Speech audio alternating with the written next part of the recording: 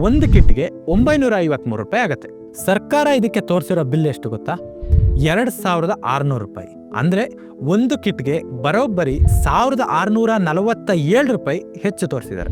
ಒಂದು ವೇಳೆ 2,86,000 ಕಿಟ್ಗೆ ಇವರು 2600 ರೂಪಾಯಿ ಕೊಟ್ಟಿದ್ರೆ, ಮುಂದ್ಗಡೆ ಬಾಗಿಲಿಂದ ಕೊಟ್ಟು ಹಿಂದ್ಗಡೆ ಬಾಗಿಲಿಂದ ಕೋಟಿ ಹಣನ ಕಿಕ್ ಬ್ಯಾಕ್ ಪಡ್ಕೊಂಡಿದೆ ಅನ್ನೋದು ಆಡೋ ಮಕ್ಕಳಿಗೂ ಗೊತ್ತಾಗುತ್ತೆ. ನಿಮ್ಗೆಲ್ಲ ಗೊತ್ತಿರೋ ಹಾಗೆ ಕಾರ್ಮಿಕ ಇಲಾಖೆಯಿಂದ ಕಾರ್ಮಿಕರಿಗೆ ನ್ಯೂಟ್ರಿಷಿಯನ್ ಕಿಟ್ಗಳ ಸಪ್ಲೈ ಆಗುತ್ತೆ.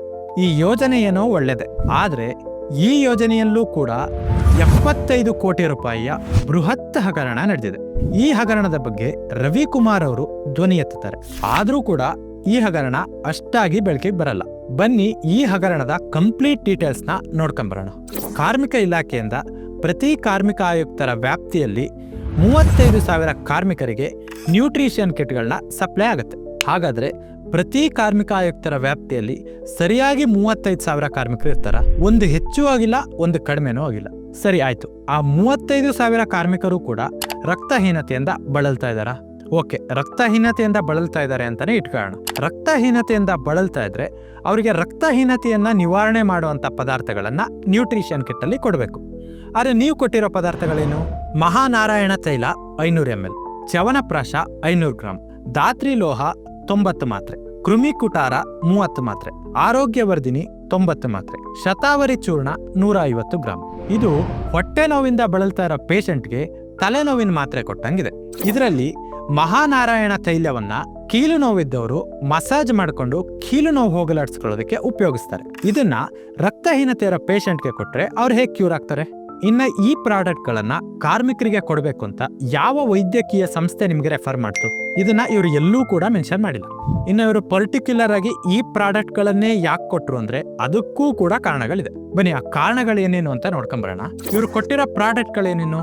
ಮಹಾನಾರಾಯಣ ತೈಲ 500 ml, ಇದಕ್ಕೆ 210 ರೂಪಾಯಿ ಆಗುತ್ತೆ.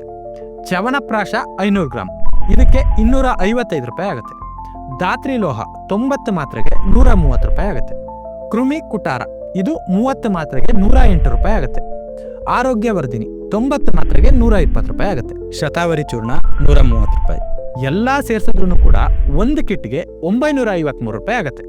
ನೀವು ಹೋಲ್ಸೇಲ್ ಆಗಿ ತಗೊಂಡ್ರೆ ಇದು ಇನ್ನ ಕಡಿಮೆಗೆ ಸಿಗುತ್ತೆ, ಆದ್ರೂ 953 ಅಂತಾನೆ ಇಟ್ಕೊಳ್ಳೋಣ. ಆದ್ರೆ ಸರ್ಕಾರ ಇದಕ್ಕೆ ತೋರಿಸಿರೋ ಬಿಲ್ ಎಷ್ಟು ಗೊತ್ತಾ? 2,600 ರೂಪಾಯಿ. ಅಂದ್ರೆ ಒಂದು ಕಿಟ್ಗೆ ಬರೋಬ್ಬರಿ 1,647 ರೂಪಾಯಿ ಹೆಚ್ಚು ತೋರಿಸಿದ್ದಾರೆ.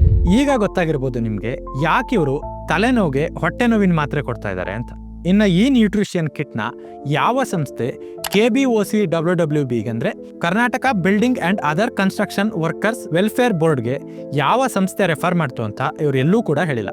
ಒಂದು ವೇಳೆ 2,86,000 ಕಿಟ್ಗೆ ಇವರು 2,600 ರೂಪಾಯಿ ಕೊಟ್ಟಿದ್ರೆ, ಮುಂದ್ಗಡೆ ಬಾಗಿಲಿಂದ ಕೊಟ್ಟು ಹಿಂದ್ಗಡೆ ಬಾಗಿಲಿಂದ ಕೋಟಿ ಹಣನ ಕಿಕ್ ಬ್ಯಾಕ್ ಪಡ್ಕೊಂಡಿದೆ ಅನ್ನೋದು ಆಡೋ ಮಕ್ಕಳಿಗೂ ಗೊತ್ತಾಗುತ್ತೆ.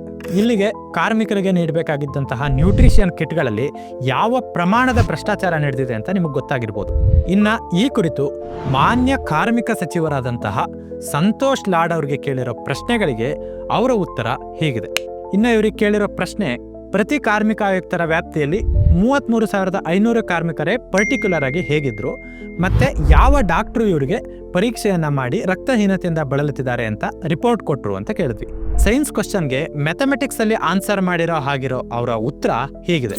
2023-24ನೇ ಸಾಲಿನಲ್ಲಿ 12.39 ಲಕ್ಷ ಕಾರ್ಮಿಕರ ವೈದ್ಯಕೀಯ ತಪಾಸಣೆಯನ್ನು ನಡೆಸಲಾಗಿದ್ದು, ಈ ವರದಿ ವಿಶ್ಲೇಷಣೆ ಮಾಡಿದಾಗ 16% ಕಾರ್ಮಿಕರು ರಕ್ತಹೀನತೆಯಿಂದ ಬಳಲುತ್ತಿರುವುದು ಕಂಡುಬಂದಿದೆ. ಅರೆ, 12 ಲಕ್ಷ ಕಾರ್ಮಿಕರ ತಪಾಸಣೆ ಮಾಡಿರೋದು ಓಕೆ, ಆದರೆ ಪರ್ಟಿಕ್ಯುಲರ್ ಆಗಿ ಪ್ರತಿ ಕ್ಷೇತ್ರದಲ್ಲೂ 33,000 ಕಾರ್ಮಿಕರು ಇದಾರಲ್ಲ, ಅದು ಹೇಗೆ ಅಂತ ಕೇಳ್ತಾ ಇರೋದು. 16% ಕಾರ್ಮಿಕರು ರಕ್ತಹೀನತೆಯಿಂದ ಬಳಲ್ತಾ ಇದ್ದಾರೆ ಅಂದ್ರೆ ಪ್ರತಿ ಕ್ಷೇತ್ರದಲ್ಲೂ 33,500 ಕಾರ್ಮಿಕರಿದ್ದಾರೆ ಅಂತ ಅಲ್ವಲ್ಲ? ಇನ್ನ ಇದ್ಯಾವುದೋ ತಪಾಸಣೆ ಮಾಡಿದೀವಿ ಅಂತ ಇವರು ಹೇಳಿದ್ರಲ್ಲ, ಆ ತಪಾಸಣೆ ಮಾಡಿರೋ ಡೀಟೇಲ್ಸ್ ಕೂಡ ಎಲ್ಲೂ ಸಿಗ್ತಾ ಇಲ್ಲ. ಮುಂದಿನ ಪ್ರಶ್ನೆ, ಕಟ್ಟಡ ಕಾರ್ಮಿಕರಿಗೆ ನೀಡಿರೋ ಕಿಟ್ನಲ್ಲಿ ಬರೋಬ್ಬರಿ 74 ಕೋಟಿ ರೂಪಾಯಿ ಭ್ರಷ್ಟಾಚಾರ ಮಾಡಿದಿರಲ್ಲ, ಇದರ ಬಗ್ಗೆ ಸರ್ಕಾರದ ನಿಲುವೇನು ಅನ್ನೋದು ಪ್ರಶ್ನೆ. ಇದಕ್ಕೆ ಅವರ ಉತ್ತರ ಹೇಗಿದೆ ಅಂದ್ರೆ, ಮಂಡಳಿಯಲ್ಲಿ ನ್ಯೂಟ್ರಿಷಿಯನ್ ಕಿಟ್ಗಳನ್ನು ಖರೀದಿ ಮಾಡಲು KTPP ಕಾಯ್ದೆಯನ್ವಯ ಈ ಪ್ರೊಕ್ಯೂರ್ಮೆಂಟ್ ಪೋರ್ಟಲ್ನಲ್ಲಿ ನಿಯಮಾನುಸಾರ ಟೆಂಡರ್ ಕರೆದು ಪಾರದರ್ಶಕವಾಗಿ ಅರ್ಹ ಸಂಸ್ಥೆಗಳನ್ನು ಆಯ್ಕೆ ಮಾಡಿಕೊಂಡು ಯೋಜನೆಗಳನ್ನು ಅನುಷ್ಠಾನ ಮಾಡಲಾಗಿರುತ್ತದೆ. ಇನ್ನು ಇವರು ಎಷ್ಟು ನಿಯಮಾನುಸಾರವಾಗಿ ಪಾರದರ್ಶಕವಾಗಿ ಅನುಷ್ಠಾನಗೊಳಿಸಿದ್ದಾರೆ ಅನ್ನೋದನ್ನ ನೋಡೋಣ. KTPP ಕಾಯ್ದೆ 1999 ಮತ್ತು ಅಧಿನಿಯಮ 2000 ಹಾಗೂ ಕರ್ನಾಟಕ ರಾಜ್ಯದ ಆರ್ಥಿಕ ಇಲಾಖೆ ನೀಡಿರುವ ಆದೇಶದ ಅನ್ವಯ ಯಾವುದೇ ಒಬ್ಬ ಟೆಂಡರ್ನ ಸೆಲೆಕ್ಟ್ ಮಾಡಬೇಕು ಅಂತ ಆದ್ರೆ ಅವನು 80% ಸರಕುಗಳನ್ನ ಮೂಲ ಉತ್ಪಾದಕರು ಅಂದ್ರೆ ಅವರೇ ತಯಾರು ಮಾಡೋ ಹಾಗಿರ್ಬೇಕು ಮತ್ತು ಡಿಸ್ಟ್ರಿಬ್ಯೂಟರ್ಗಳು 30% ಇರಬೇಕು. ಇನ್ನು ಇವರು ಈ ಪ್ರಾಡಕ್ಟ್ ಗಳನ್ನ ಹಿಂದಿನ ವರ್ಷ ಯಾವುದಾದರೂ ರಾಜ್ಯ ಸರ್ಕಾರ ಅಥವಾ ಇಲಾಖೆಗೆ ನೀಡಿ ಅವರಿಂದ ವಾರಂಟಿ ಸರ್ಟಿಫಿಕೇಟ್ ನ ಇಸ್ಕೊಂಡಿರ್ಬೇಕು, ಅಂದ್ರೆ ತೃಪ್ತಿಕರ ಸರ್ಟಿಫಿಕೇಟ್ ನ ಇಸ್ಕೊಂಡಿರ್ಬೇಕು. ಇನ್ನ 11 ಟೆಂಡರ್ಗಳಿಗೆ ಸರಬರಾಜು ಆದೇಶ ಪಡೆದಿರೋ ಈ ಕಂಪನಿಗಳು, ಮೊದಲನೇದು ಸರ್ವಹಿತ ಆಯುರ್ವೇದಾಲಯ ಪ್ರೈವೇಟ್ ಲಿಮಿಟೆಡ್, ಎರಡನೇದು ರೀಇನ್ವೆಂಟೋ ಲೈಫ್ ಸೆನ್ಸಸ್ ಪ್ರೈವೇಟ್ ಲಿಮಿಟೆಡ್. ಈ ಎರಡೂ ಡಿಸ್ಟ್ರಿಬ್ಯೂಷನ್ ಕಂಪನಿಗಳು ಈ ಯಾವುದೇ ಅರ್ಹತೆಗಳನ್ನ ಹೊಂದಿಲ್ಲ. ಆದರೂ ಕೂಡ ಈ ಬೋರ್ಡ್ ಕಂಪ್ಲೀಟ್ ಆಗಿ ಸರ್ಕಾರದ ಎಲ್ಲಾ ನಿಯಮಗಳನ್ನ ಗಾಳಿಗೆ ತೂರಿ ಅವರಿಗೆ ಸಂಪೂರ್ಣ ಹಣವನ್ನ ನೀಡಿದೆ. ಬಹುತೇಕ ಹಣವನ್ನ ನೀಡಿದೆ ಅಂದ್ರೆ ಬಹುತೇಕ ಹಣವನ್ನ ಕಿಕ್ ಬ್ಯಾಕ್ ಪಡೆದುಕೊಂಡಿದೆ ಅಂತ ಅರ್ಥ. ಈ ಎರಡೂ ಕಂಪನಿಗಳು ಯಾವುದೇ ಷರತ್ತುಗಳನ್ನ ಪಾಲನೆ ಮಾಡಿಲ್ಲ. ಆ ಷರತ್ತುಗಳು ಯಾವ್ದು ನೋಡಿ. ಮೊದಲನೇದು, ಈ ಬಿಡ್ಡರ್ಗಳು ಕಾರ್ಮಿಕರಿಗೆ ನ್ಯೂಟ್ರಿಷನ್ ಕಿಟ್ ಕೊಡೋ ಸಮಯದಲ್ಲಿ ಡಾಕ್ಟರ್ ಇರಲೇಬೇಕು ಅಂತ ರೂಲ್ಸ್ ಇದೆ. ಆದ್ರೆ ಈ ರೂಲ್ಸ್ ನ ಇವ್ರು ಫಾಲೋ ಮಾಡಿಲ್ಲ. ಎರಡನೇದು, ಬೋರ್ಡ್ ಇಂದ ಪ್ರೊವೈಡ್ ಮಾಡಿರೋ ಬೆನಿಫಿಷಿಯರ್ಸ್ಗೆ ಕಿಟ್ ಸಪ್ಲೈ ಮಾಡಿ ಅದರಿಂದ ಪ್ರೂಫ್ ನ ಕಲೆಕ್ಟ್ ಮಾಡ್ಕೊಬೇಕು ಅಂತ ಇದೆ.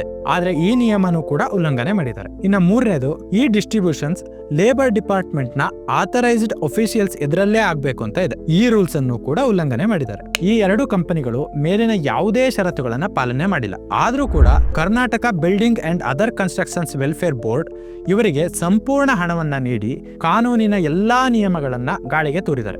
ಬಡ ಕಾರ್ಮಿಕರಿಗೆ ನೀಡಬೇಕಾದಂತಹ ನ್ಯೂಟ್ರಿಷನ್ ಕಿಟ್ಗಳಲ್ಲೂ ಕೂಡ ಈ ರೀತಿಯ ಭ್ರಷ್ಟಾಚಾರವನ್ನ ಮಾಡ್ತಾರೆ ಅಂದ್ರೆ ಕರ್ನಾಟಕ ಯಾವ ಸ್ಥಿತಿಗೆ ಬಂದಿದೆ ನೀವೇ ಊಹಿಸ್ಕೊಬೇಕು.